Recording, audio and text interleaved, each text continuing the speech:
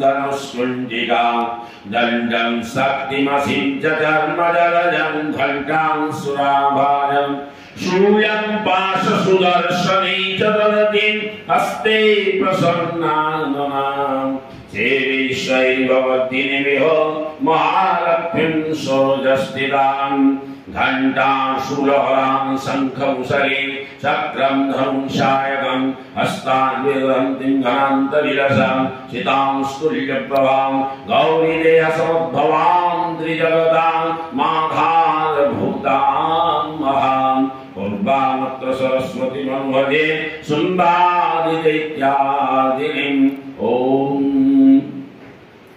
ऐं ह्रीं क्लीं चामुण्डायै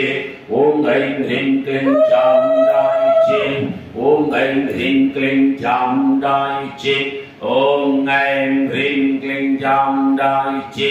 ॐ ऐं ह्रीं क्लीं चामुण्डायै ॐ ऐं ह्रीं क्लीं चामुण्डायै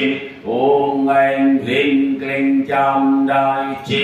ॐ ऐं ह्रीं क्लीं चामुण्डायै ॐ